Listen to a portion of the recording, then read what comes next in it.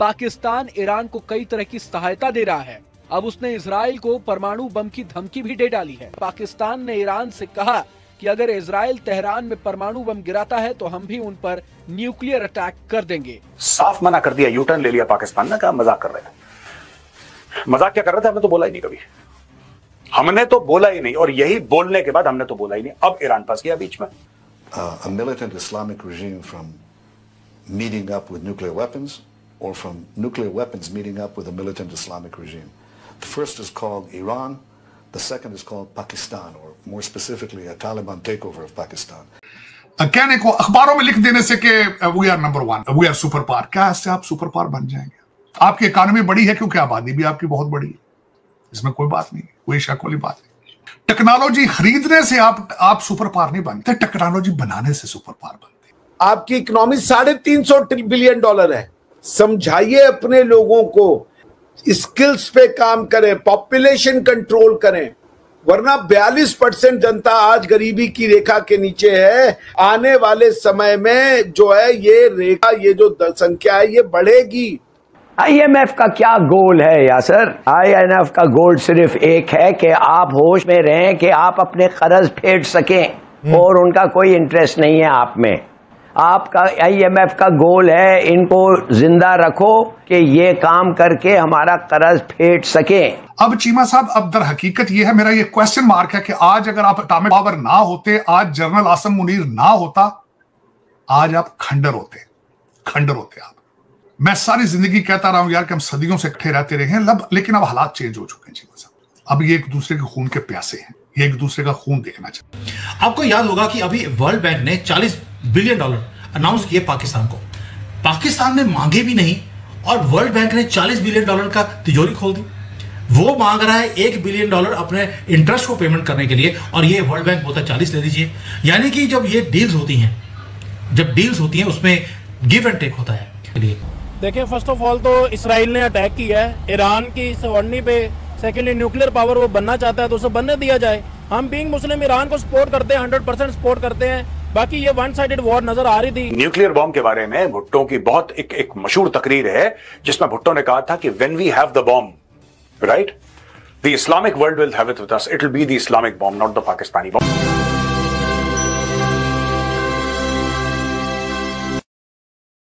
Hello friends, welcome तक ये reaction. तो दोस्तों, बेंजामिन नेतन्याहू ने, इजराइल के राष्ट्रपति हैं और राष्ट्रपति ने पाकिस्तान को धमकी दे डाली है और इससे पाकिस्तान डर गया है। जी हां, बेंजामिन नेतन्याहू ने पाकिस्तान को यह कहा दिया है कि अगर पाकिस्तान ने ईरान का साथ दिया तो पाकिस्तान के ऊपर पहला अटैक होगा। इससे पाकिस्तान डर गया है और अपनी जो रणनीति है उसने बदलाव किया है और पाकिस्तान ने कहा है कि अब वो ईरान का साथ नहीं देगा और इस वॉर में किसी का साथ नहीं देगा। चलिए देखते हैं इसके ऊपर खुद पाकिस्तानी क्या बातें कर रहे हैं। अब वो इस्लामिक बॉम्ब है कहां पे, मैं ये जानना चाहता हूं पाकिस्तानियों से। आप तो अजीम कौम है, आपका मुल्क कलमा पढ़ के बना था, आप तो जज्बे वाली कौम है। कहां है आपका एटम बम, कहां है आपका न्यूक्लियर वेपन? दोस्तों, उसकी भी स्टोरी मैं आपको बताऊंगा आज। बड़ी इंटरेस्टिंग बातें हैं जो ये पूरा हुआ है न्यूक्लियर एक्सचेंज के बारे में। This is out of the ISI playbook. मैं सिर्फ यहां पे ट्रोल करके मजाक उनका नहीं बना रहा हूं। दोस्तों, मैं आपको आज बताता हूं कि ये लाहौरी दिमाग काम कैसे करता है। धमकी दे दो, एटम बम मार देंगे, न्यूक्लियर मिसाइल मार देंगे, ठीक है, एक बार धमकी दे दो। अगर बंदा झुक गया तो ठीक है, फायदा ही फायदा, नहीं झुका तो थूक के चाट लेंगे, क्या दिक्कत है, यू टर्न मार लेंगे। वो तो कैरेक्टर में, वो तो खून में सना हुआ है।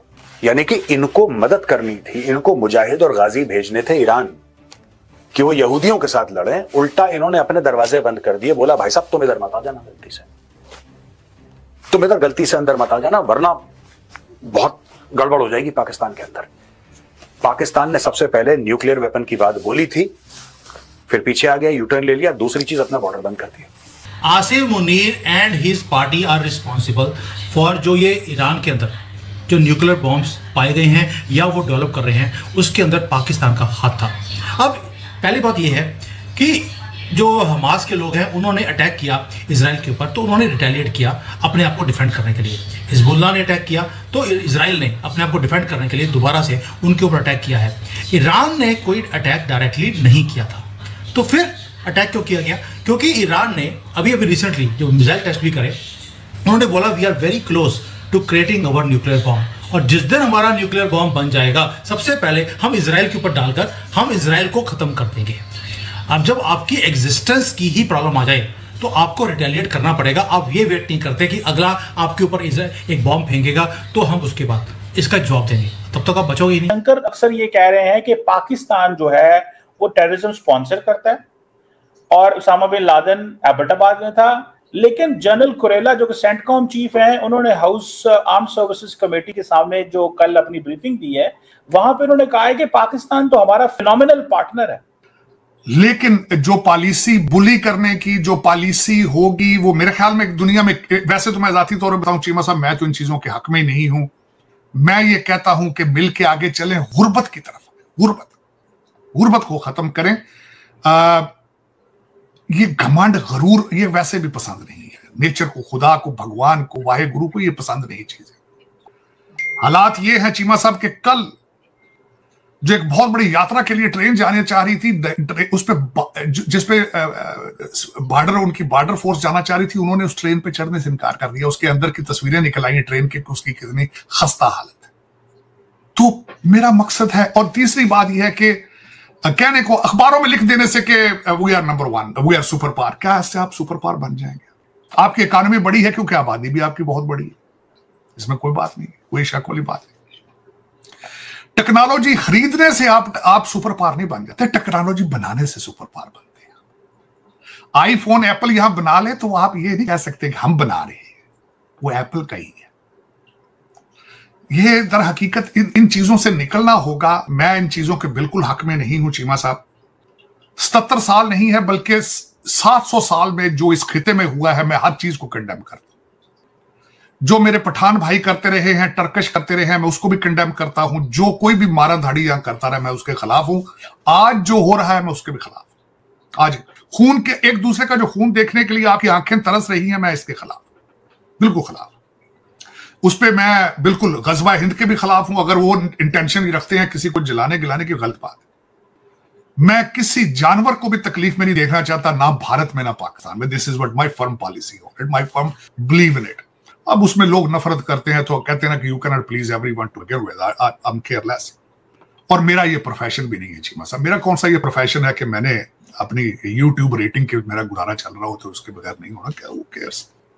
लेकिन चीमा साहब 1947 में बताया जाता था कि एक बहुत बड़ा कंट्री साथ है और आपके साथ नफरत करता है, आपके खून का प्यासा है।